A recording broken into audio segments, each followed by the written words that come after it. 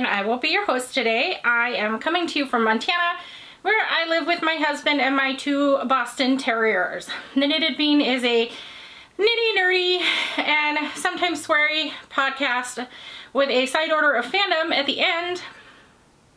And this is episode 20, if you can believe it. I can't really. It doesn't seem like I've been doing it that long, but apparently it's been like 3/4 of a year, so I guess it has. So today is November 2nd. It is definitely a little chilly outside. It's running like, I don't know, 34 degrees at noon, which is almost freezing. So it's like 1 degree Celsius, like this far above freezing. We did have a little sprinkling of snow, but unfortunately it didn't stay. And that was on Halloween? The day before Halloween?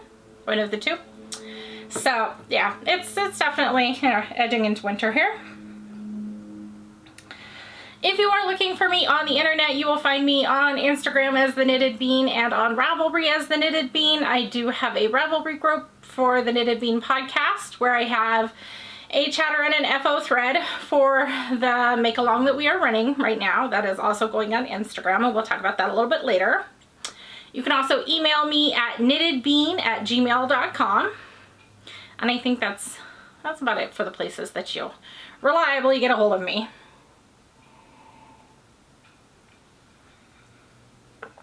I'm drinking out of a mug you have not seen today. Says I just want to pet my dog and pretend that Obama is still in office. I'm not here to talk about politics. It's just a fun little mug that I got obviously years ago when I was in Omaha. And it feels, apropos considering that like back then we didn't have a pandemic and I don't know. It seems like every year, every 5 years, you're always like, oh my God, could the world get any worse? And then it proceeds to show you that it can, like I'm always like, oh, this is like as bad as it could be, like socially and healthcare wise, and yeah, and it always proves me wrong. I should really stop challenging the world because I'm always wrong. So that is what is up with my mug. And I'm just having coffee. It's just Seattle's Best with some caramel that I made into like a hot latte. I will say, so my sister got me to try that Fairlife ultra filtered lactose free milk, and because I'm lactose intolerant. If you like milk, like if you actually like regular milk and you can't drink milk, you'll probably love it. It's really high in protein, kind of a little high in fat and some other things too. It's a lot higher in calories and things like that than almond milk, but I am just not a fan because I think in my like body and mind, I have started to associate things that taste like milk with things that make me sick. And so when I drink it, I'm like, this is gonna end badly. It doesn't, because it doesn't have any lactose in it, but I just feel like it's gonna make me sick, and so I don't like the taste. Anyway, I think I'm gonna move the life section towards the front. I will try to put in a timestamp if you want to skip ahead, if that's not your thing, just because I feel like I ramble for a really long time at the end with the life and the fan fiction, and I'd kind of like to arrange it so that it's like a little more broken up, like something and then the knitting and then a something. So obviously we had Halloween. Did you get any trick-or-treaters? I'm a little curious how Halloween is like coming back where you're at, if Halloween was a thing where you're at even, because I know from like international Discord servers that I'm on that Halloween is not a thing everywhere. I mean, some places have like, and I'm gonna say it wrong because it's a hard word for me, but Samhain? It's spelled Samhain, but I know that's not how it's pronounced. It's like Samhain. Benta will tell me how to pronounce it. And some places have like All Hallows Eve or things like that, and they do different things. I'm kind of interested to see what you do. I know not everybody does trick-or-treating. I know last year we had no trick-or-treaters because pandemic. This year, I think it's the most we've ever had, because I guess that's what happens when you tell kids they can't go out and get candy one year. The next year they're all like overboard. I apologize. I have the windows open because even though it's cold, it's kind of nice. I'm in my sweater and I'm very close to a fire station, so we'll just wait for that to pass. Anyway, so we had a ton of kids and they had great costumes. I think the very best one, I don't know if it was actually a Spyro or if it was just a purple and orange dragon that was like 6.5 feet tall, but the person who was in it was clearly a younger child, because when it ran, its little legs went and it was basically one of those blow up T-Rex suits, but with wings and purple and orange spines. It was so great, but they had like a hard time getting in the gates and like through the doors. We were watching them go through the neighborhood. They were so cool. And yeah, we just had a lot of like home done costumes, whereas I think the trend lately has been like go to the costume store and buy the costume, and you see like a lot of the same costumes over and over and over. So it's really cool to see people getting creative, and you could tell a lot of them just like pulled it out of their closet and put it together with makeup. And like I said, we had more than we've ever had. We live in a subdivision, and so you would think that we would get a decent amount because they're newer houses and it's a very quiet area in a nice neighborhood. But when they built our subdivision, for whatever reason, I would assume it's the city, didn't put in street lights. And that cuts down on our trick-or-treaters a ton compared to the old apartment that we rented, where it was a very old house, but in like an okay neighborhood, but I had street lights and we got more trick-or-treaters. So we got a ton. It was really fun. I will put in some pictures of the dogs. I put them in their little Halloween themed shirts, and Lexus said Mommy's Little Monster, and it had a spider on it, and she was just nutso for all these kids, and she can be really excitable. So what we did is we put her on a leash, and we wrapped the leash around the leg of my husband's chair, which is by the door, so that she could, when you open the door, she could run to the door and like 6 inches out of the door, but she couldn't like get to the kids unless the kids came to her to pet her. So it gave her a chance to be like door greeter without startling any kids, and if anybody was afraid of dogs, they could still like reach and get their candy without like having to be too close to the dog. And a lot of people loved her, and some people wanted to take pictures of their kids petting the little dog, because I mean, she weighs like, she's fat, so she weighs like 18 or 19 pounds right now, but she's little, she's short, she's like 15 inches tall. So she had an absolute blast, and then Izzy just passed out on my lap because she was tired, she's old. She thought it was cool, but she didn't have the energy to keep it up. So Halloween was really nice. And then I did Grapageddon. We took all the grapes, well, not all. We were not thorough at all. But we did pick the grapes off the bush, the vine out front. It's, I've talked about it before, it's a Valiant grapevine. Again, I will insert pictures here so that you have an idea of my one grapevine. One grapevine, okay? And it's like 6 years old. It's very prolific, and I think I'm gonna make raisins out of about half of it, and then the other half I'm gonna squeeze for grape juice and freeze it, which was a suggestion that somebody made, which I thought was really good.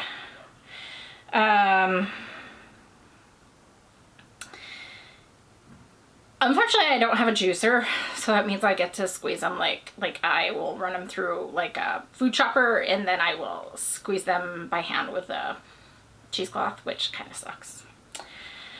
But, oh well, c'est la vie. It happens. So, So let's talk about the head, shoulders, fingers, toes make along 2021. That's going well. I'm seeing people's finished objects show up on Instagram and on Ravelry. I'm super excited. I've got some more prize donations that I'll go over here in a minute, so we have lots of stuff for that. And just in general, I feel like it's really at least keeping me motivated, but also I'm hearing that it's keeping other people motivated to like bust out some old whips and finish them. Like get some of these smaller projects done, because sometimes I get a little obsessed with one big thing and that's all I want to knit on, and then I'm like, oh crap, I have 3 pairs of socks to get done in 15 days, you know, and ugh, I know Christmas is coming up, so I need to be on my game. So as a reminder, whips are allowed. It's going through December 14th. There will be prizes for Instagram and prizes for Ravelry. Post your finished object pictures to Instagram with the hashtag head, shoulders, fingers, toes, MAL 2021, or in the finished object thread in the Knitted Bean podcast group on Ravelry in order to enter. You can double, triple, quadruple dip. I don't care. Rules are loosey-goosey. It just has to be a item that goes on your head, your shoulders, your fingers, or your toes. What's up next? Oh, I did hear from Raquel, who won the 100 subscriber giveaway. She did receive her package, and I was super glad to hear that and super excited to see the adorable pictures of her doggies. That just made my day. Okay, speaking of knit-alongs and prizes, I was contacted by 3 Yarn Mice and was offered some project bags as a giveaway and prize options. And I was super excited about that, so I said absolutely. And I wanted to show you what they sent me. So they wrote that they are kind of like testing out different bags to see what they want to offer in their Etsy shop. So you can go find them at 3 Yarn Mice on Etsy. So I have a zipper bag with cute hedgehogs and an orange inside. It's a nice sock 1 or 2 skein project size. It's kind of a flannel-y, and I really like this one. It's really cute. And then I got 5 different drawstring bags that are all kind of the same style but different prints. So we have a purple and teal gray flower with a nice thick canvas bottom. And the cool thing about these is, I'm gonna have to like turn them to show you. There are so many pockets in here, you guys. There's like 6 pockets. The whole entire inside is lined with pockets. And then they are drawstring. So these are a really nice size. Depending on what size you are, you might get like a t-shirt in here, a sweater. If you're my size, you're not gonna get a sweater in here, but you could definitely get like a 4 skein shawl. So we have the purple. We have the red teacups, coffee cups, lattes. Again, with a canvas bottom. This one's a marble and a dark gray interior. Another one of my favorites. The lemons. Of course I love the lemons. I like yellow. Again with the canvas bottom and a almost black gray interior, texture looking. And cherries with a beige interior and a beige canvas bottom. show you her tag. Boop. So these are super cool. These are gonna go in the prize box for make-alongs, giveaways, etc. Definitely, these are gonna be some of the things that are on the prize list for the head, shoulders, fingers, toes make-along. So we're super excited. Thank you so much to 3 Yarn Mice for donating those.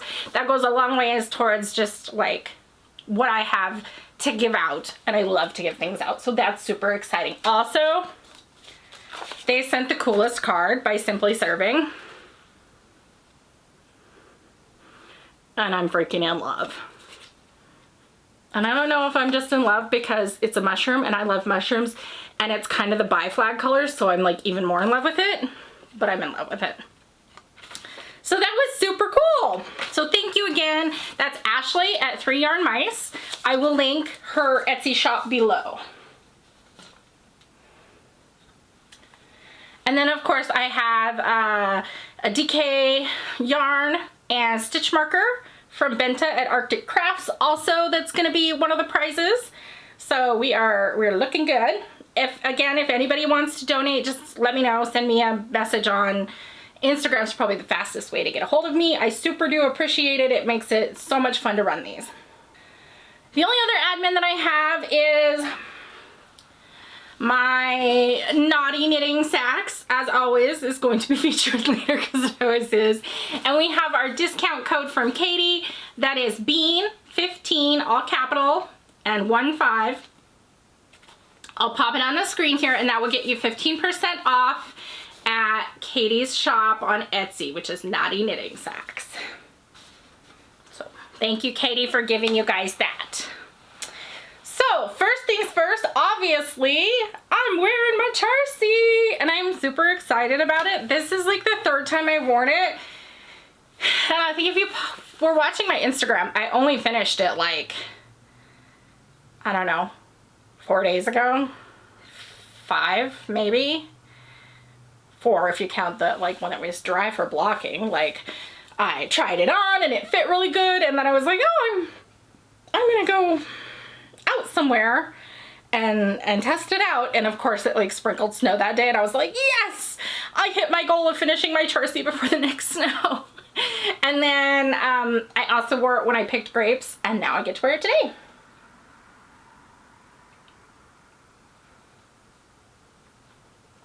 So I will try and stand up to show you. I don't know how much, with my camera set up, how well it'll show, but oh, not too bad. Let me move my chair. Preferably, ooh, yeah. That's why you use the cane. So this is the Charsi. It has doubled over cuffs. It is, I'm so short, it is a little cropped, right? So if I'm gonna raise my arm, it is gonna show a little. Doesn't bother me at all. It tends to stay down really well. Things that I love about this, it fits my chest, and I have a pretty big chest, and it fits my arms, and I have pretty big arms. It has some short rows in the back to bring that up. I gotta sit down. My knee is really cranky at me lately. So I was talking with Camille, and I had to say that like I'm super impressed with the arms. These are fitted arms, right? And they fit all the way up to my armpit. They don't like hike. And as a plus size person, finding a sweater or even a shirt from the store that fits your whole arm from top to bottom can be a real trip. So I have a 17.5-inch upper like bicep and like a 7.25-inch wrist. So this fits perfectly all the way down. At first I was like, oh, I might have to like elongate the armhole. Because I was just afraid that it wasn't going to be big enough to fit up here, because that's my most common problem. but I know my measurement, and I was able to look at the measurement in the pattern and see that, like, no, it adds up. Like, it's a 17.5 inch measurement for the 3X. Okay. And then it just, you know, it has decreases all the way down, and it fits. I'm so impressed that it fits, and it fits right, and it fits on me at a 53 inch chest the same way that it fits on a much smaller model, you know, as far as like how long it is and how fitted it is in the bust and in the arms. So for me, this is a 0 ease.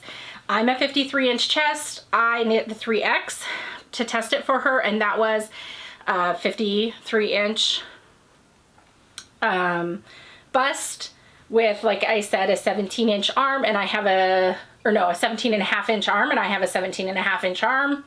So it was like dead on 0 ease for me. I love this thing. So this was knit out of,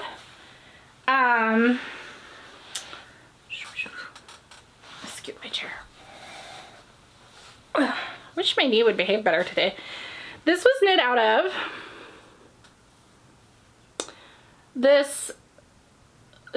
this gray background color is a Fiber Co. in the Fairfield color, and it's the Cumbria fingering. And that's the only yarn that I actually purchased for the project. Everything else for this, I actually I actually shopped out of stash. So this, I believe, is Ridiculous Yarns in Eggnog. I could be wrong. It could be Dear Mina though.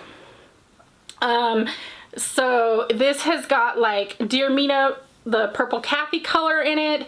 It's got some rainbow tweed from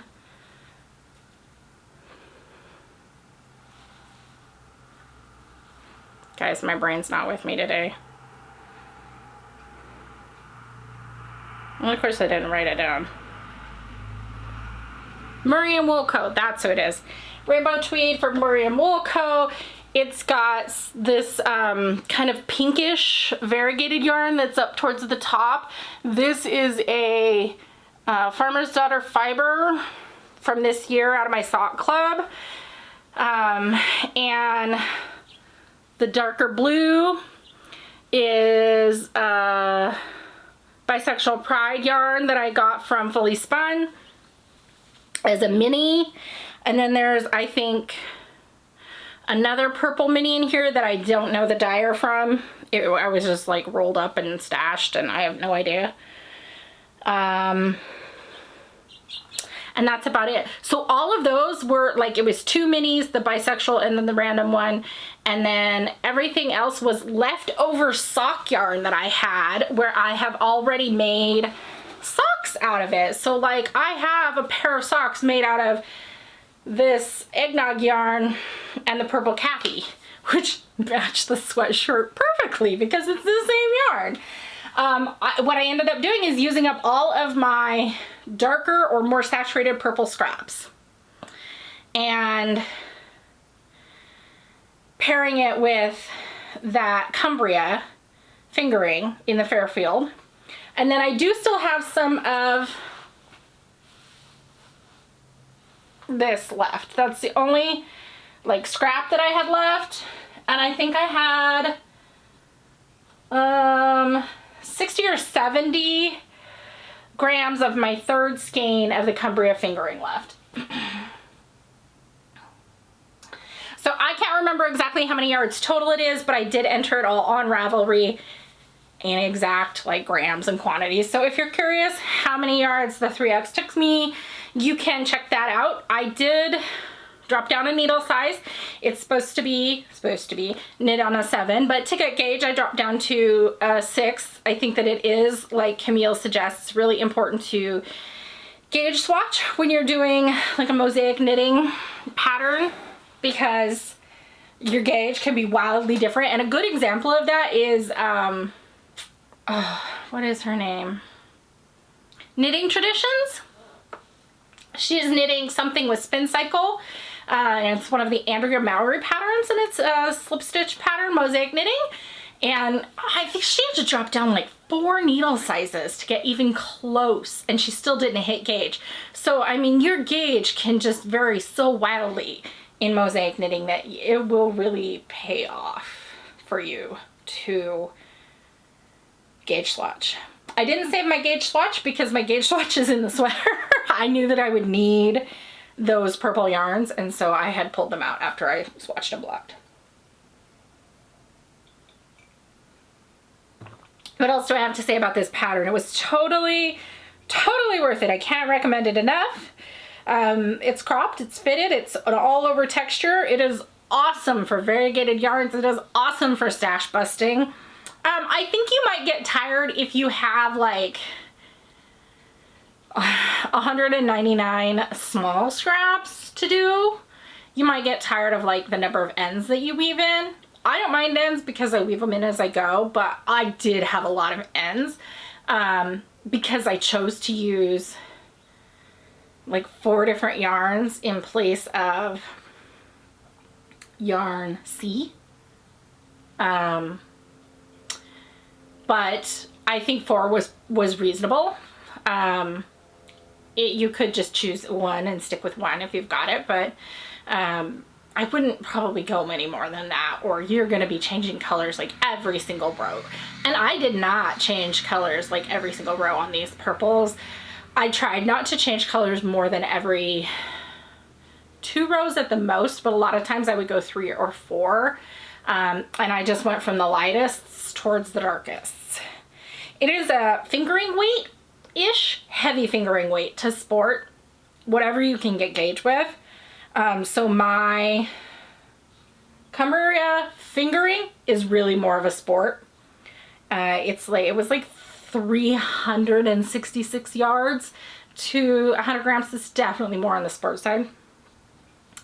And my bisexual yarn was definitely more of a sport. Everything else was definitely more of a fingering.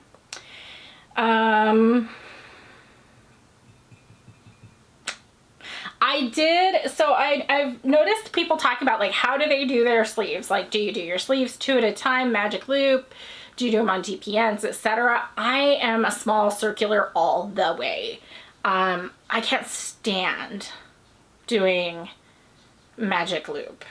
Even when I do the toes on my socks, when I start my toe-up socks, I don't do magic loop. Technically, I do 2 16-inch circulars. Well, hello, Lugs. You decided to join us? Hi. Let me say hi. Turn around. Yeah, hello. Woo. Hi. Would you like to sit on the bed? Yeah. You just want to say hi to me. Hi. Okay. Bed. And the camera stopped. Just something about having that big cord out to the side, and the whole thing drives me nuts. Oh no, she's got a squeaky toy. I apologize if she randomly squeaks. Anyway, so I did like 12-inch circulars for, you know, down to about here. And then I went out and I just bought a size 6 9-inch circular fixed to finish it out. I should really invest in the, I think it's the blue one, the size 4 through 8 interchangeable ChowGoo shorties. But it's like $70 and yeah, it's like $70. And you know, like my one big like knitting splurge has been my interchangeable ChowGoo set, because I mean it's like 150 bucks, and I can't in my mind be like, I'm gonna spend another 70 on another set, even though I've probably spent $70 on fixed circulars. But you only spend it 10 at a time and it seems like less, I guess. The pattern is available on Ravelry and it runs $9 and something Canadian, $7.80 something American. Run out, check it out. It's by Camille Decateau.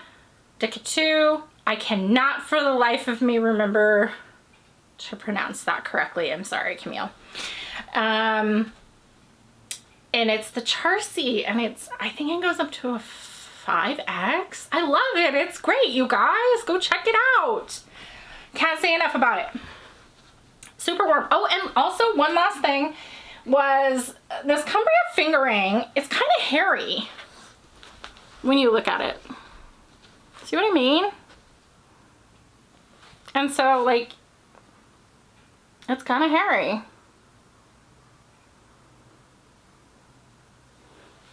And I thought, like, when I was first knitting with it, I was like, oh, that might be a little itchy.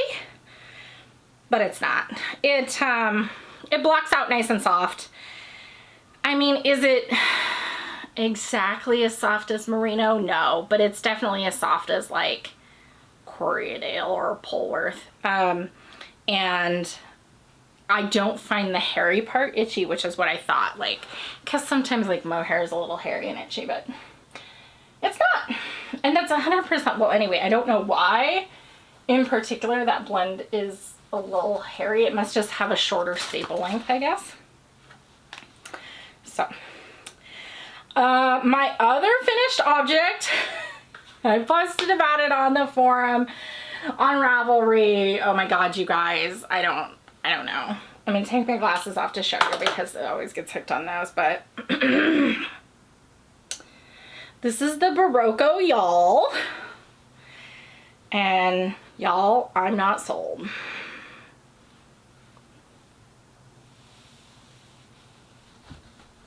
Hi. So it's supposed to be a slouchy beanie, but it's a little too slouchy. You see what I mean here? I don't know. I knit it to the exact length and all that it said, but I kind of feel like I'm wearing a floppy condom. And the other way that they show it styled is with the brim rolled twice, which I think is kind of sad because then it hides my contrast cast on.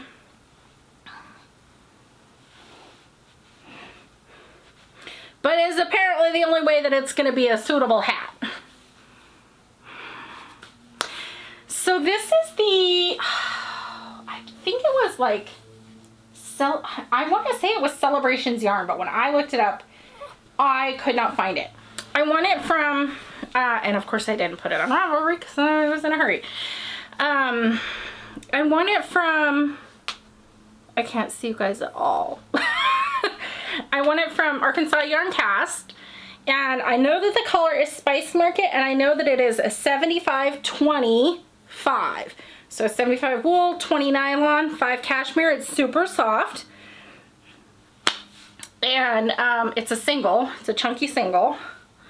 I have a little bit of it left.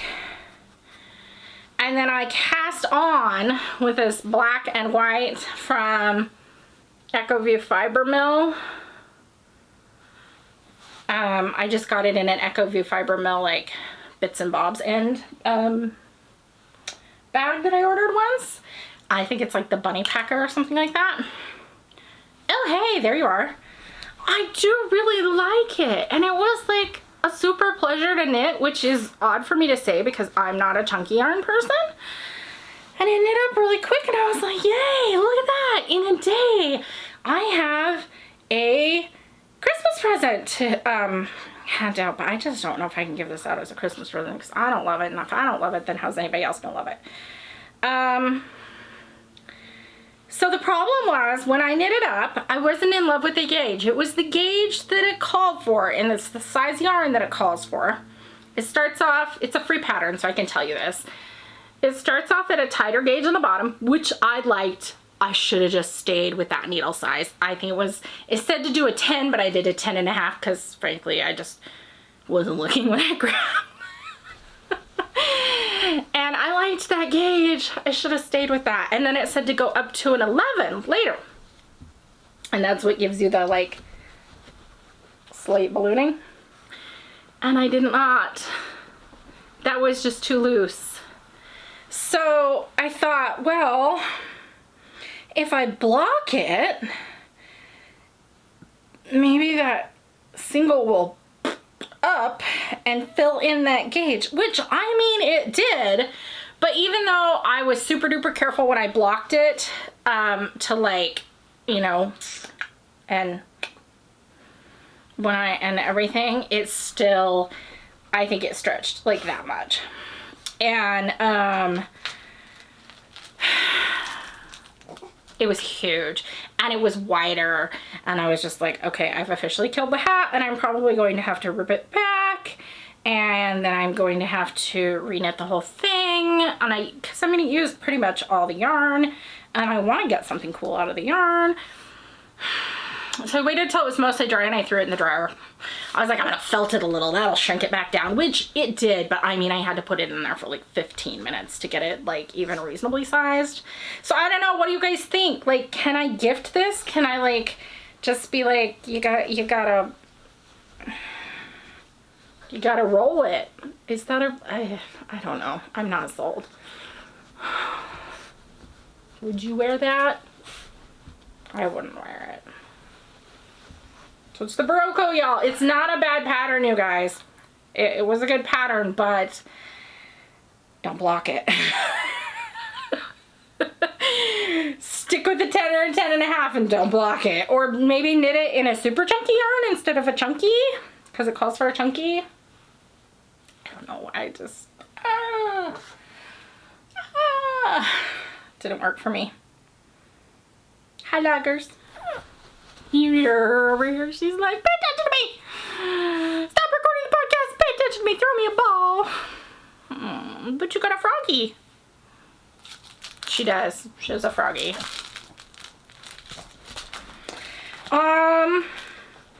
So that is it for finished objects. Then I've got whips. Or technically I have one whip and two, like, we'll call them like soon-to-be's, because like I have them in a bag and they're caked up and ready to roll, but I haven't actually cast them on yet. So whip number one, this is in my Fat Squirrel Fibers bag with, you know, I love mushrooms. I told you I love mushrooms. So it's got fat lady butt mushrooms. These are the Twisty Boys. And it's gonna be hard to show because cables make things like suck in. But look at those.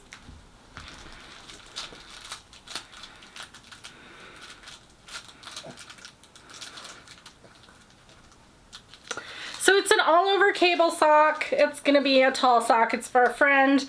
This is the rest of that Marie & Co. rainbow tweed. That's part of it's in the sweater. And a rainbow mini that is 5-ish years old. Well, not a mini, leftover. That from the first socks that I ever made. Which looks so goofy, but I have no idea. It's just a hand dyed, I don't know who. And it's got a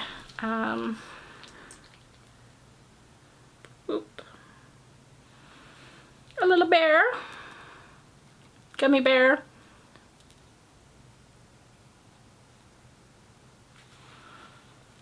Stitch marker progress keeper on it by Benta at Arctic Crafts. This is like a four stitch cable, and so I am using my floops to cable this, which has been great because floops, amazing. They're bendable.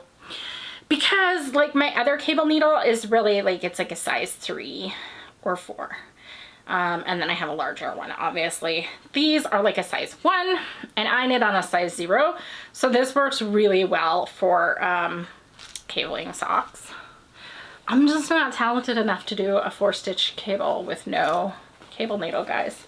More power to you people who can do that. You are freaking amazing.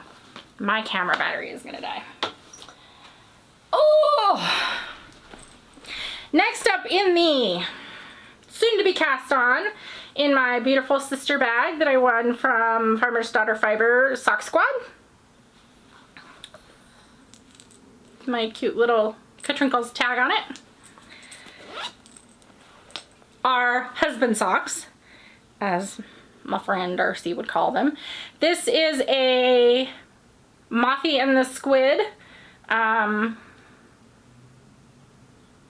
mini.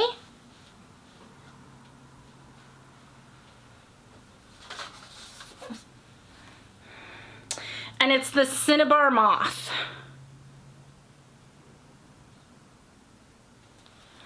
Colorway. And then a Sheepyshire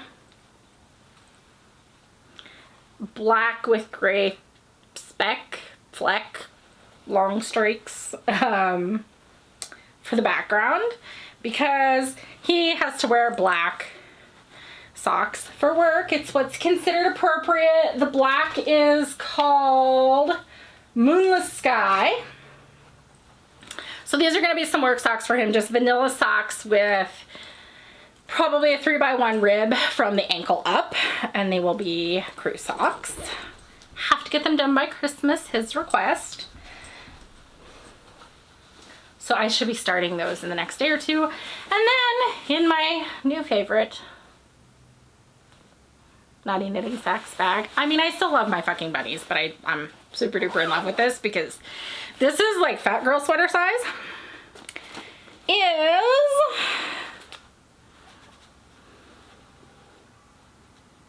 That is the correct color. Queensland Recycled Tweed in the colorway Licorice.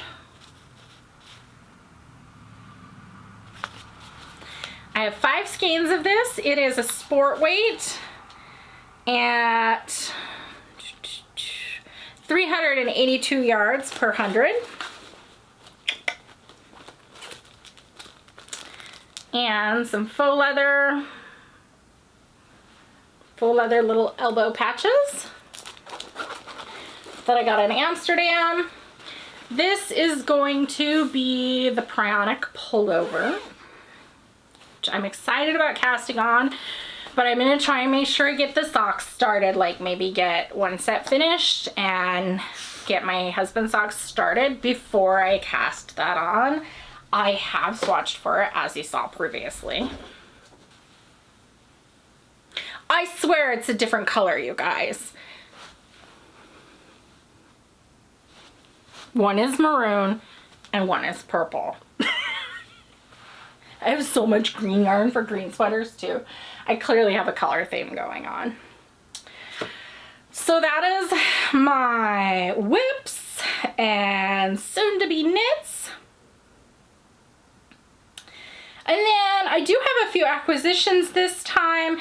If you don't want to hang around for acquisitions and fandom, feel free to take off now. I appreciate having you here anyway.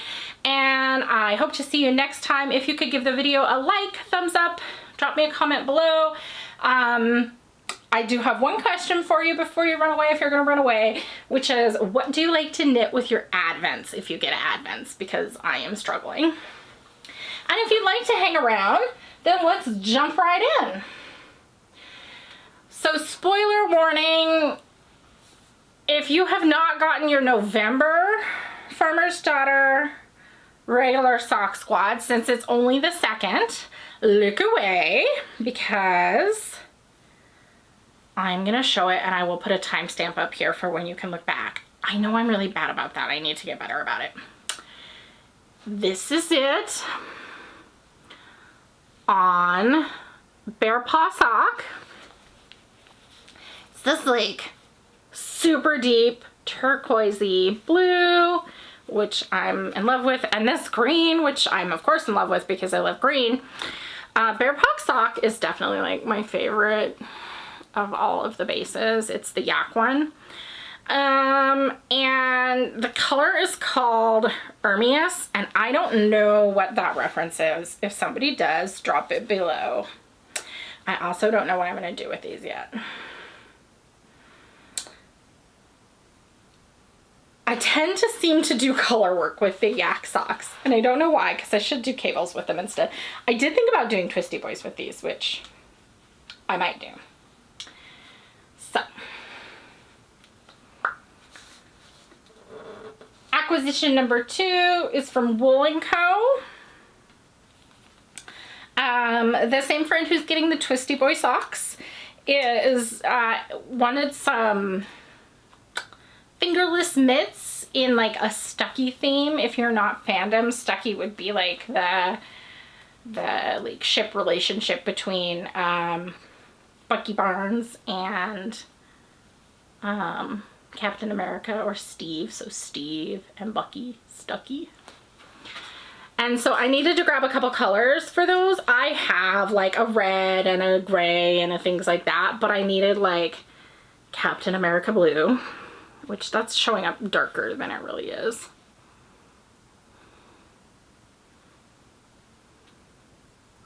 There we go. And I needed a solid black.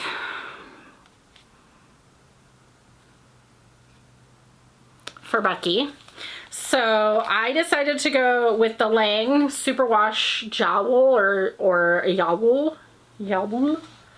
I don't know how you're supposed to pronounce it, because a lot of the, like, what is written on it looks like it's written in a Germanic language. So that would be like a Yowl, but then I would think it would also be like Yavole. And there's no E, and it's made in Italy, so I don't know. The cool thing about these is that they are a sock yarn, and I haven't taken it out yet, but for the sock yarns, they come with a little nylon thread that matches exactly, that you are meant to hold double with your yarn on your heel and your toe to reinforce it. And I think that's super cool. So, I was super impressed with Wool & Co. It's an American website. The cool website, really nicely done, and even better was that they had free shipping within the US. And they were super duper fast. I ordered this on Thursday, October 28th, and it got here on Halloween. So 3 days, which I'm in Montana, you guys. Nothing gets from somewhere in the US to me in 3 days with USPS right now. That's shocking. So if you need to order something, go check them out. They're totally worth it. Okay, then my very last, very biggest, and most exciting acquisition. I'm like trying to rush because it's blinking at me and it's not working.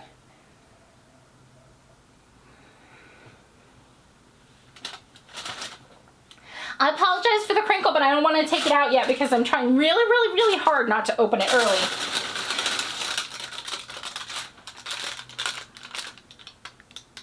It's my Chromatic Yarns Advent Calendar. So this is from, oh, that's so loud, Hannah at the Corner of Craft, who does chromatic yarns, which is hand-dyed yarns and beaded stitch markers. It is, all of her yarns are D&D themed, so I really want to open it. I really do, you guys. But I'm trying hard not to because I thought it might be fun if I have the energy to do Vlogmas. I was gonna do like a weekly Vlogmas and I could show you all the colors each week. I don't know, I might not make it that long though, I'll be honest. There are 24 minis and a full skein in there and at least one thing of Bird and Blend tea that I see, and I want to open it so bad. So excited. I wanted some of her yarn for so long, and you know, shipping and all that jazz, and it just happened to work out I think in like July, where someone had given us some money, and I was like, this is what I will do for myself for Christmas without money. And not only that, it arrived super quick. Again, like, I don't get mail quick here in Montana. And things coming from outside the country, they definitely don't come quick. But it was sent Royal Mail, and it got here in less than a week, I think. And it even went through Chicago. Chicago is like the black hole of all customs for USPS. I mean, something goes there, it usually doesn't come out to me for like 3 months. So, that said, I need some ideas on what to do with it, because I'm a little bit of a, you can't quite see, maybe, yeah, you can. I'm a little bit of a mini hoarder. I tend to just like hoard them and stare at them, and then eventually I'll use them one at a time here or there, but I kind of don't necessarily want to do that with these, because that's what I did with last time I got a Halloween package from Aiden, my friend Aiden. I was like, and I just put them all up there and I used them here and there, and I have a few left still even. But I really would like to maybe do something a little more cohesive. I mean, there's like, I figured it out, there's like, there's a lot of yarn in there. I can't remember what the yardage was now, but there's a lot of yarn in there. I could do something cool with it. So what do you guys like to do with your Advent yarns? Do you, I know blankets and shawls are popular. Are there anything besides blanket and shawls that you're super interested in? Are there any specific blankets and shawls that you love to do? Keep in mind, I can't crochet. I'm like, I struggle to do a chain crochet for a like temporary cast on. You guys do not understand. There was a time when I could single crochet and that was it, and my brain can no longer wrap around it, so apologize. I can't do a granny stripe blanket. Otherwise I would be all over it, because I love those, but they're not within my capability, unfortunately. Ooh, that was so what do you guys do with them? Like, I saw that Ray did the painting honeycombs shawl. I'm a little iffy on shawls. I think I would probably use a blanket more, but yeah, let me know. Give me some ideas for patterns below. And like, what do? Do you wait until December 1st to open it? That is 29 more days, and I don't know if I can wait that long. Or do you just open it all and enjoy it and start knitting on it so that you have it to knit on through the whole holiday season? Those are my burning questions. Answer them for me. Give me advice. All right, that's all I have for knitting content. Moving into the fandom, oh my god, you guys, I went and watched Venom. I dragged my husband, and he swears he didn't see the first Venom with me, and I'm like, well, I saw it, so I don't know who I would have seen it with then, because I didn't go by myself, and we've been together for 10 years. But it was so good. It's directed by Andy Serkis, whom, if you don't know, was the guy who played Gollum. Like, he did the motion capture for Gollum. Yeah, he directed it.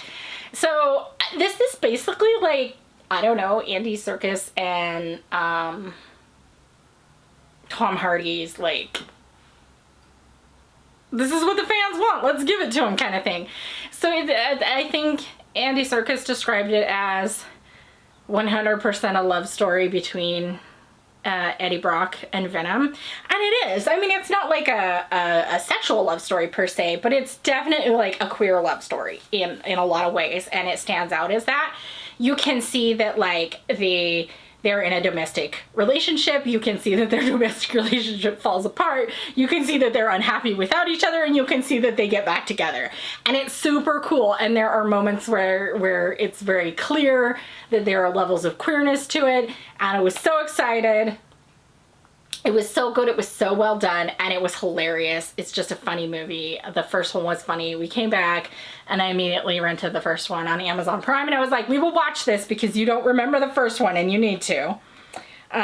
So in honor of that, I went trolling through an archive of our own, and I found a cute Halloween fic for Venom. It is called Award for the Best Couples Costume. It is by Tiger in the Flight Deck, and it is only 500 words. It's like this long. You can totally read it. It's obviously a one-shot. It's obviously Venom. There's like, it's tagged as male, female, and male, male, but it's rated teen. Like, there's no sexuality or anything like that in it. It's just, I think he's just, or they've just got it tagged that way because like there's mention of like Eddie Ann in the past, and it's kind of like clear that Eddie and Venom are like in some form of a domestic relationship, just like in the movie.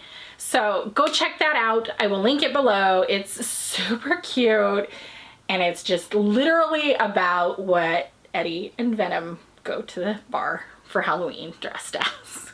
And it's great. So go check it out. It's cute. It's just a tiny little snippet of fun to add to your movie enjoyment if you enjoyed the movie. If you haven't seen the movie, go watch it. It's so good. It's totally worth it. My camera informs me that I have 2 minutes to say goodbye, and the battery is still blinking. I'm amazed it's lasted this long. So I'm gonna let you go. I hope that you all have a great morning, afternoon, or evening, depending on what time zone you're in. Enjoy your weather, whatever you've got, and I will see you in 2 weeks. Bye-bye.